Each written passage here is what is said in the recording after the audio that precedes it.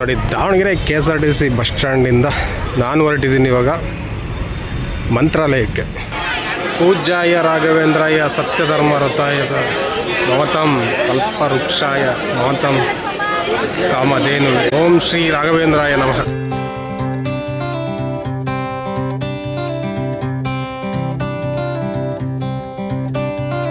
Hi, hello, ನಮಸ್ಕಾರ. Welcome back to my YouTube channel. ಇವತ್ತು ನಾನು ನಮ್ಮ ದಾವಣಗೆರೆಯಿಂದ ಮಂತ್ರಾಲಯಕ್ಕೆ ನೈಟ್ ಜರ್ನಿ ಮಾಡ್ತಾಯಿದ್ದೀನಿ. ನೋಡಿ, ಇದೇ ಬಸ್ಸಲ್ಲಿ ನಾನು ಹೋಗ್ತಿದ್ದೀನಿ, ಐರಾವತ ಬಸ್ಸಲ್ಲಿ. AC ಕೋಚ್ ಇದು. ಇಲ್ಲಿ 10 ಗಂಟೆಗೆ ಹೊರಡುತ್ತೆ ಇದು ನಮ್ಮ ದಾವಣಗೆರೆ ಬಸ್ ಸ್ಟ್ಯಾಂಡಿಂದ. ಬನ್ನಿ ಜರ್ನಿನ ಸ್ಟಾರ್ಟ್ ಮಾಡೋಣ. ದಾವಣಗೆರೆಯಿಂದ ನೀವು ಮಂತ್ರಾಲಯಕ್ಕೆ ಇಲ್ಲಿ ಓಲೋ ಬಸ್ ಇರುತ್ತೆ ನೈಟ್ 10 ಗಂಟೆಗೆ. ಟಿಕೆಟ್ ಬಂದುಬಿಟ್ಟು 682 ರೂಪಾಯಿ ಬುಕ್ಕಿಂಗ್ ಟಿಕೆಟ್. ಅಲ್ಲಿ ಡೈರೆಕ್ಟಾಗಿ ಸಿಗುತ್ತೆ ಇಲ್ವೋ ಗೊತ್ತಿಲ್ಲ, ಮತ್ತು ಸೀಟ್ ಇರಲಿಲ್ಲ ಅಂದರೆ ಕಷ್ಟ ಆಗ್ಬಿಡುತ್ತೆ. ಅದಕ್ಕೋಸ್ಕರ ನಾನು ಡೈರೆಕ್ಟ್ ಬುಕ್ ಮಾಡಿಬಿಟ್ಟೆ. ನೋಡಿ, KSRTC ಬಸ್ ಸ್ಟ್ಯಾಂಡು ತುಂಬ ವಿಸ್ತಾರವಾಗಿದೆ, ತುಂಬ ಯುಟಿಲಿಟಿ ಎಲ್ಲ ಕೂಡ ಶಾಪ್ಗಳೆಲ್ಲ ಸಿಗುತ್ತೆ ನಿಮಗೆ. ಇಲ್ಲಿ ಹೋಟೆಲ್ಸು, ಶಾಪ್ಸು, ನಂದಿನಿ ಶಾಪ್ ಇದೆ ಇಲ್ಲಿ. ಅಲ್ಲಿ ಹೋಟೆಲ್ ಇದೆ ಶ್ರೀವಾರಿ ಅಂತ. ಇದು ಮೇನ್ ಬಸ್ ಸ್ಟ್ಯಾಂಡು. ನಮ್ಮದು ಈ ಕಡೆ ಬರುತ್ತೆ ನೋಡಿ ಬಸ್ಸು, ಮಂತ್ರಾಲಯ ಅಂತ ಅಲ್ಲಿದೆ ಬೋರ್ಡು, ಅಲ್ಲಿ ಬರುತ್ತೆ. ಈ ಬಸ್ ಸ್ಟ್ಯಾಂಡಲ್ಲಿ ದಿನಕ್ಕೆ 100 ಬಸ್ಗಳು ಓಡಾಡ್ತವೆ ಹಲವಾರು ಸ್ಥಳಗಳಿಗೆ. ಈ ಒಂದು ಬಸ್ ಸ್ಟ್ಯಾಂಡಲ್ಲಿ ಇವಾಗ ಹೊಸ ಬಸ್ ಸ್ಟ್ಯಾಂಡ್ ಆಗಿದೆ ಇದು. ಹಳೆ ಬಸ್ ಸ್ಟ್ಯಾಂಡ್ ಇದ್ದಾಗ ತುಂಬಾ ನೆನಪುಗಳಿದ್ದಾವೆ ಈ ಒಂದು ಬಸ್ ಸ್ಟ್ಯಾಂಡಲ್ಲಿ. ನಮ್ಮ ಸ್ನೇಹಿತರು ಯಾರಾದರೂ ಈ ವಿಡಿಯೋ ನೋಡ್ತಿದ್ರೆ ದಯವಿಟ್ಟು ಕಮೆಂಟ್ ಮಾಡಿ, ಏನೆಲ್ಲ ನಾವು ಮಾಡಿದ್ದೀವಿ ಕಿತಾಪತಿ ಈ ಒಂದು ಬಸ್ ಸ್ಟ್ಯಾಂಡಲ್ಲಿ ಅಂತ ಹೇಳ್ಬಿಟ್ಟು. ಆದರೆ ಕಾಲೇಜು ಓದ್ತಿರ್ಬೇಕಾದ್ರೆ ಈ ಒಂದು ಬಸ್ ಸ್ಟ್ಯಾಂಡಲ್ಲಿ ಅದು ಏನೇನು ಮಾಡಿದ್ವೋ ನಮಗೆ ಗೊತ್ತಿಲ್ಲ. ಅಂದರೆ ಆಗಿನ ಇದರಲ್ಲಿ ತುಂಬಾ ಒಂದು ಹೆಲ್ದಿಯಾದ ಒಂದು ಎಂಜಾಯ್ಮೆಂಟ್ ಇತ್ತು. ಒಂದು ಸ್ವಲ್ಪ ಕಿತ್ತಾಟ, ಒಂದು ಸ್ವಲ್ಪ ತರಲೆ, ಏನೇನೋ ಮಿಕ್ಸ್ ಆಗಿತ್ತು. ಬಟ್ ಈ ಒಂದು ಬಸ್ ಸ್ಟ್ಯಾಂಡಲ್ಲಿ ನಾನು ಎಷ್ಟೋ ನೈಟ್ಗಳು ಇಲ್ಲಿ ಕಳೆದಿದ್ದೀನಿ. ಲೇಟಾಗಿ ಎಲ್ಲ ಕೆಲಸಕ್ಕೆ ಹೋಗಿ ಬಂದು ಲೇಟಾಗಿ ಬಂದು ಈ ಬಸ್ ಸ್ಟ್ಯಾಂಡೆಲ್ಲ ಮಲ್ಕೊಂಡಿದ್ದೀನಿ. ಯಾಕಂದರೆ ಬಸ್ ಇರ್ತಿರ್ಲಿಲ್ಲ ನಮ್ಮ ಊರಿಗೆ. ನಮ್ಮದು ಹಳ್ಳಿ, ಇಲ್ಲಿಂದ ಒಂದು 10 ಕಿಲೋಮೀಟ್ರ್ ಆಗುತ್ತೆ. ಅಲ್ಲಿಗೆ ಹೋಗಲಿಕ್ಕೆ ಒಂದು 9 ಗಂಟೆ ಲಾಸ್ಟ್ ಬಸ್ಸು. 9 ಗಂಟೆ ನಂತರ ಬಂದರೆ ಯಾವುದೂ ವೆಹಿಕಲ್ ಸಿಗ್ತಿರ್ಲಿಲ್ಲ. ಈ ಹೊಸ ಬಸ್ ಸ್ಟ್ಯಾಂಡಲ್ಲಿ ಮತ್ತು ಹಳೆ ಬಸ್ ಸ್ಟ್ಯಾಂಡಲ್ಲಿ ನಿಮ್ಗೆ ಏನಾದರೂ ನಿಮ್ಮ ನೆನಪುಗಳು ಏನಾರು ಇದ್ವಾ ಅದನ್ನು ದಯವಿಟ್ಟು ಶೇರ್ ಮಾಡಿ. ಈಗ ನಮ್ಮ ಬಸ್ ಬಂದಿದೆ, ಇವಾಗ ಹತ್ಕೊಂಡು ಹೋಗೋದೆ. After few hours later. ನೋಡಿ, ಬೆಳಗಿನ ಜಾವ 4:15. ಇದು ಮಂತ್ರಾಲಯ ಬಸ್ ಸ್ಟ್ಯಾಂಡು.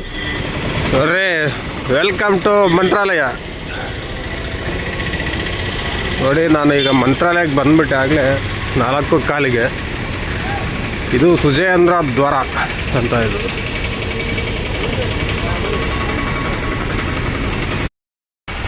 ಇಲ್ಲಿ ಬಂದಾಗ ಎಲ್ಲ ರೂಮು ಮತ್ತು ಫ್ರೆಶಪ್ ಅಂತ ಎಲ್ಲರೂ ಕೂಡ ಕರೀತಾರೆ. ಬೇಕಾದರೆ ನೀವು ಹೋಗ್ಬೋದು. ನೋಡಿ, ಎಲ್ಲ ಕೇಳ್ತಾರೆ ಇಲ್ಲಿ.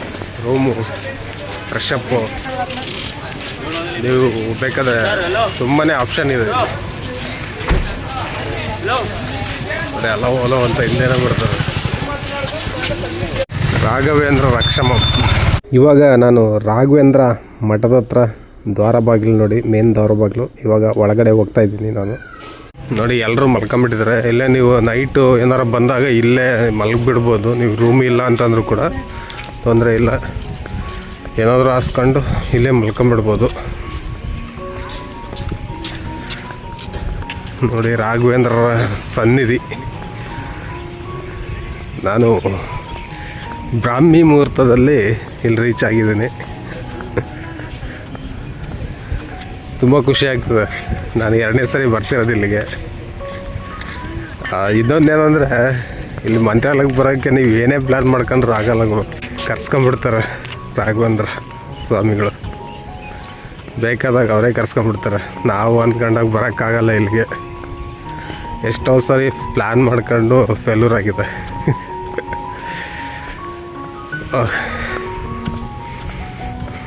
ಇನ್ನು ಅದು ದೇವಸ್ಥಾನ ಎಲ್ಲ ಬಾಗಿಲು ತೆಗೆಯೋದು ತುಂಬ ಲೇಟ್ ಆಗುತ್ತೆ. ನಾವು ಇಲ್ಲಿ ಹೋಗ್ಬಿಟ್ಟು ಫ್ರೆಶ್ ಅಪ್ ಆಗಿಬಿಡೋಣ. ಮತ್ತು ನೀವೇನಾದರೂ ಬಂದಿದ್ರೆ ಕಮೆಂಟ್ ಮಾಡಿ. ಅಂದರೆ ಈ ಸೀಸನಲ್ಲಿ ಇವಾಗ ಬೇಸಿಗೆ ಕಾಲ ಅಲ್ವಾ, ಅದೇ ಜನಗಳು ಅಷ್ಟೊಂದು ಜಾಸ್ತಿ ಬರೋಲ್ಲ. ಬಂದರೂ ಕೂಡ ಅಷ್ಟೊಂದು ರಶ್ ಇರಲ್ಲ ಅನಿಸುತ್ತೆ ನನಗೆ ಅನಿಸಿದಂಗೆ.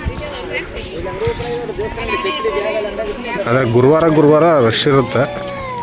ಬಟ್ ಇವಾಗಲೂ ಪರವಾಗಿಲ್ಲ ತಕ್ಕ ಮಟ್ಟಿಗೆ.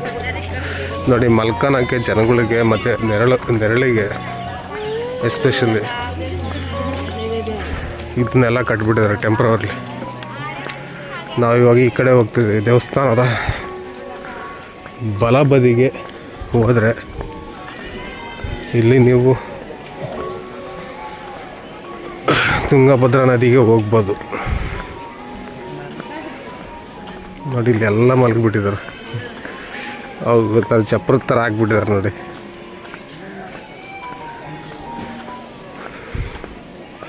ನಾನಿವಾಗ ದೇವಸ್ಥಾನದ ಬಲಬದಿಗೆ ಹೋಗ್ತಾ ಇದ್ದೀನಿ. ಅಲ್ಲಿ ತುಂಗಭದ್ರಾ ನದಿಯಲ್ಲಿ ಸ್ನಾನ ಮಾಡೋಕ್ಕೆ ನೀರಿದಾವ ಇಲ್ವಾಗ ಗೊತ್ತಿಲ್ಲ. ಎಲ್ಲರೂ ಹೋಗ್ತಿದ್ದಾರೆ ಆ ಕಡೆ ಕೂಡ ಹೋಗ್ತಾ ಇದ್ದೀನಿ. ನೋಡಿ ಸ್ವಾಮಿಗಳು ಎಲ್ಲ ಹೋಗ್ತಾ ಇದ್ದಾರೆ ಆ ಕಡೆ. ಈ ಒಂದು ಸ್ಥಳ ಆಂಧ್ರ ಪ್ರದೇಶದ ಕರ್ನೂಲ್ ಡಿಸ್ಟ್ರಿಕ್ಕಲ್ಲಿ ಬರುತ್ತೆ. ಬಟ್ ಇಲ್ಲಿ ಆಲ್ಮೋಸ್ಟ್ 90% ಅಲ್ಲ 100% ಕನ್ನಡ ಮಾತಾಡ್ತಾರೆ. ಯಾಕಂದರೆ ನಮ್ಮ ಕರ್ನಾಟಕದ ರಾಯಚೂರು ಒಂದು ಗಡಿ ಪ್ರದೇಶದಲ್ಲಿರುವಂತಹ ಈ ಸ್ಥಳ ಮೊದಲಿಗೆ ಎಲ್ಲ ಕರ್ನಾಟಕಕ್ಕೆ ಸೇರಿದ್ದು ಅಂತ ಹೇಳ್ತಿದ್ದಾರೆ. ಆನಂತರ ಆಂಧ್ರ ಪ್ರದೇಶ ಸೇರ್ತು, ಕರ್ನೂಲ್ ಡಿಸ್ಟಿಕ್ ಅಂತ ಹೇಳ್ತಿದ್ದಾರೆ. ಬಟ್ ಎಲ್ಲ ಈ ಕನ್ನಡನೇ ಮಾತಾಡೋದು ಇಲ್ಲಿ.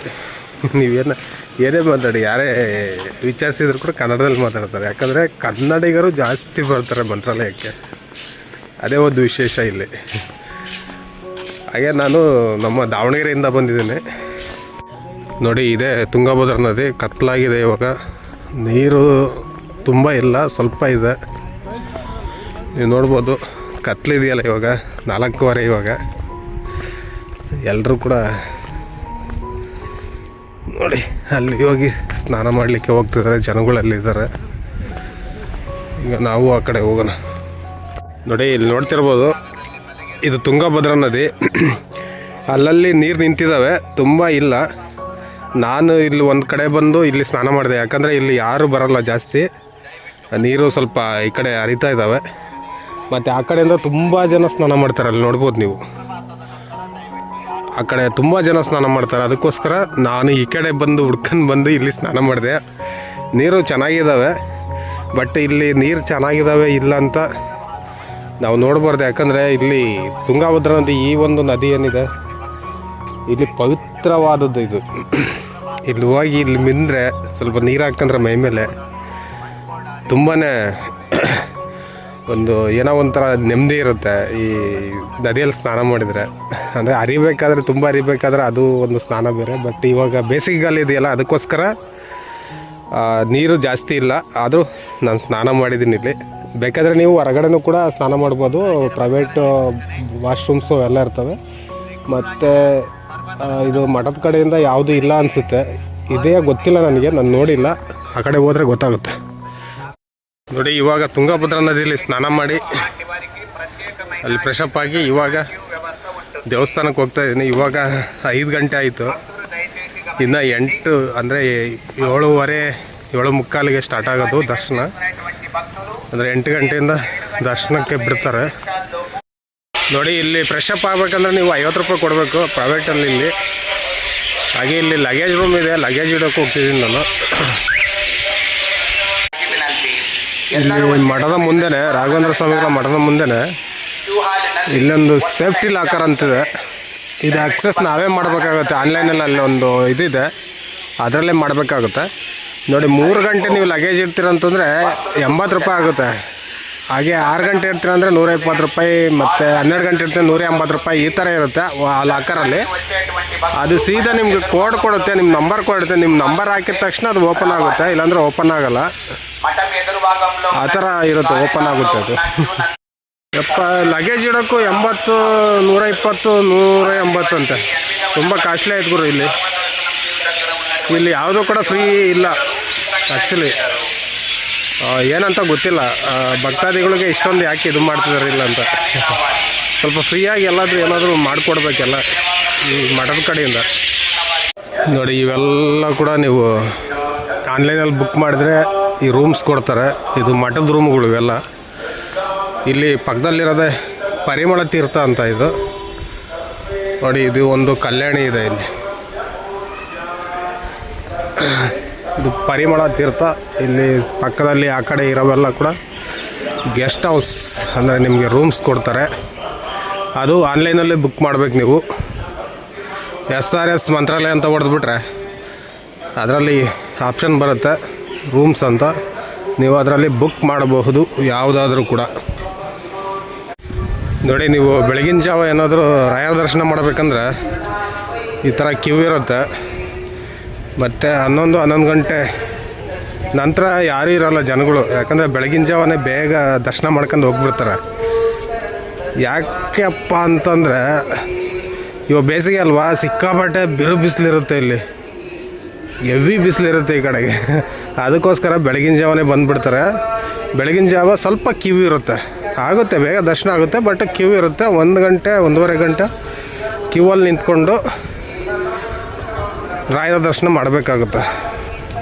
ಬೆಳಗಿನ ಜಾವ ಸ್ನಾನ ಮಾಡಿ ಬೆಳಗಿನ ಜಾವನೇ ದರ್ಶನ ಮಾಡಿದೆ ಬೆಸ್ಟ್ ಅನ್ನಿಸ್ತು. ಅದಕ್ಕೆ ಬೆಳಗಿನ ಜಾವನೇ ಬಂದು ತುಂಗಭದ್ರಾ ನದಿಯಲ್ಲಿ ಮಿಂದು ಇವಾಗ ರಾಯರ ದರ್ಶನಕ್ಕೆ ಸರದಿ ಸಾಲಿನಲ್ಲಿ ನಾನು ಕೂಡ ಹೋಗ್ತಾ ಇದ್ದೀನಿ. ಸರ್ವ ದರ್ಶನ. ಮತ್ತು ಹಾಗೆ ಟಿಕೆಟೆಲ್ಲ ಸೇವಾ ಟಿಕೆಟು ಮತ್ತು ಏನಾದ್ರು ಡೊನೇಷನ್ ಏನಾದರೂ ಮಾಡಿದರೆ ನೀವು ಡೈರೆಕ್ಟ್ಲಿ ದರ್ಶನಕ್ಕೆ ಹೋಗ್ಬೋದು. ಅಂದರೆ ಅಲ್ಲಿ ಮುಂದೆ ಇದೆಯಲ್ಲ, ಆ ಮುಂದಿನ ಒಂದು ಬಾಗಿಲಿದೆಯಲ್ಲ, ಅಲ್ಲಿಂದನೇ ಹೋಗ್ಬಿಡ್ಬೋದು ನೀವು. ಮತ್ತು 11 ಗಂಟೆ ಆದಮೇಲೂ ಕೂಡ ನೀವು ನೇರವಾಗಿ ಅಲ್ಲಿಂದನೇ ಹೋಗಬಹುದು ಅಂತ ಹೇಳ್ತಿದ್ದಾರೆ. ಯಾಕಂದರೆ ಆ್ಯಕ್ಚುಲಿ ಯಾರೂ ಜನಗಳು ಇಲ್ಲ ಇಲ್ಲಿ. ನೋಡಿ, ಈಗ ಇಷ್ಟು ಕ್ಯೂ ಇಲ್ಲ, ಹೋಗ್ತಾ ಇದೆ ಸುಮ್ಮನೆ. ಬೇಗ ಆಗಿಬಿಡುತ್ತೆ. 8 ಗಂಟೆಗೆ ದರ್ಶನ.